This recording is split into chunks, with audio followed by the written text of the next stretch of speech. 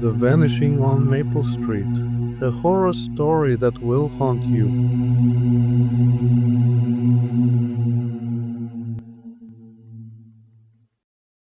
I've spent over a decade as a volunteer search and rescue coordinator.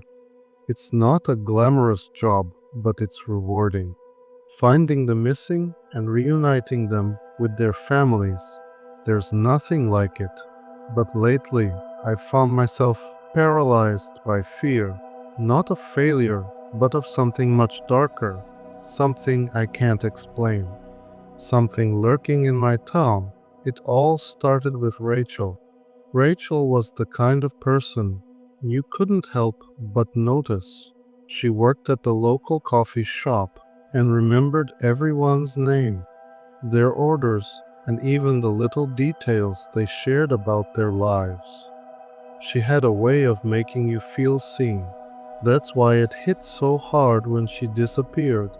It was a Tuesday night in early spring.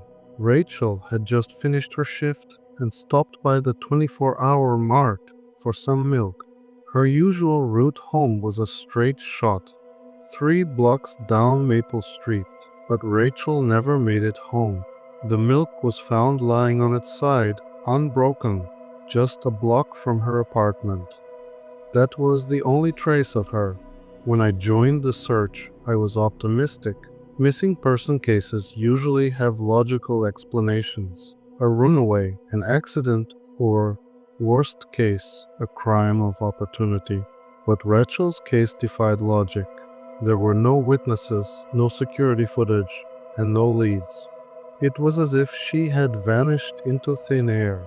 I canvassed the area, knocking on doors and talking to neighbors. Most people hadn't seen or heard anything unusual, but one woman, Mrs. Grayson, invited me inside.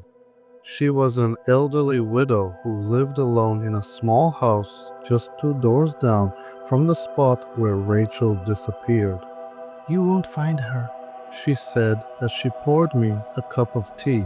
Her hands shook slightly, but her voice was steady. "You won't find Rachel or anyone else," I asked. "What do you say that?" She hesitated, her eyes darting to the window. "Because they got her." "Who they?" Mrs. Grayson sighed heavily and leaned closer. "Strange things have been happening on Maple Street for years. At first, it was small stuff, lights flickering, strange noises in the alleys. But then people started disappearing." "Disappearing? How many?"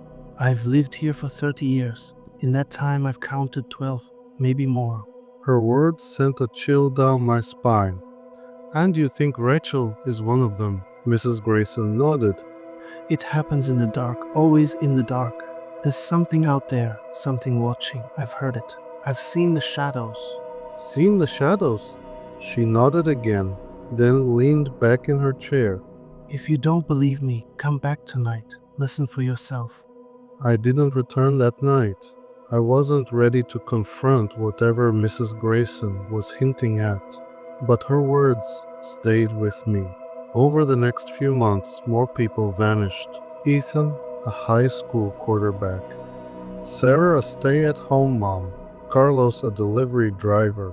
Each case was eerily similar. They disappeared at night, all within a 2-block radius of Maple Street. The police were baffled, and the town was on edge. People started locking their doors earlier, avoiding the area after dark. Maple Street, once a quiet, friendly neighborhood, had become a place of fear.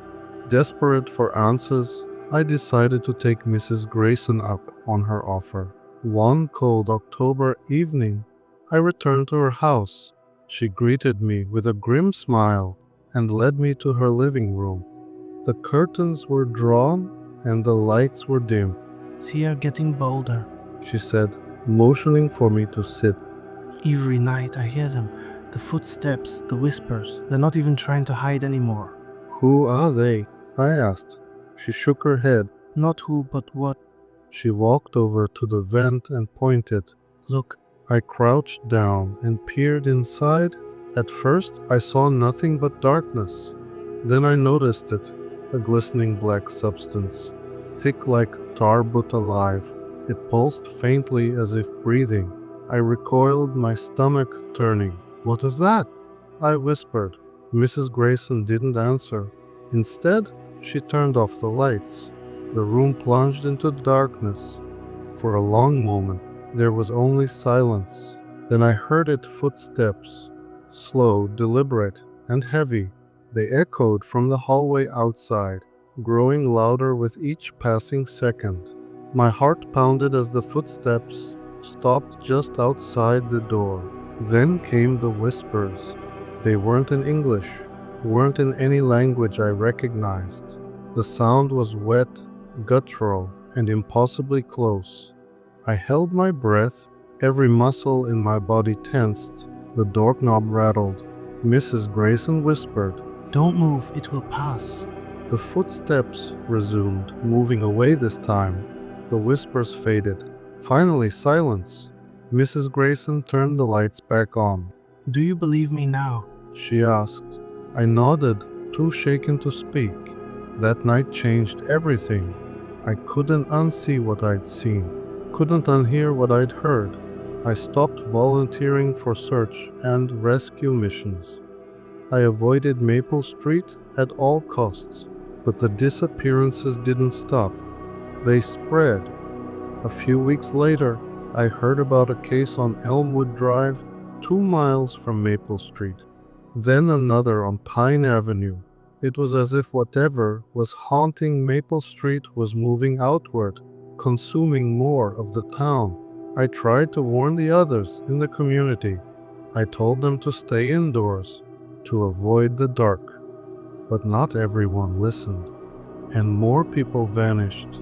Now, every night, I sit in my living room and listening. I've started to hear things. Footsteps outside my house, whispers in the dark. The fear is suffocating. I don't know how much longer I can take it. One night, I noticed something new. A black pulsing stain had appeared on the baseboard by my front door. It looked just like the substance I'd seen in Mrs. Grayson's vent. I scrubbed it with bleach, but it wouldn't budge. It seemed to grow darker the more I tried to clean it. The following night, I heard footsteps again. This time, they didn't stop at my door. I don't know how I'm still here. The whispers filled the room, wrapping around me like a suffocating fog. I froze, too terrified to move. And then, just as suddenly as they arrived, they were gone. But the stain had grown, spreading like veins across my walls. So far so good, that one day, I know I'll hear those footsteps stop at my door, and this time they won't pass by. If you enjoyed this story, don't forget to like the video and subscribe. It helps the darkness spread. Turn on notifications so you don't miss the next nightmare.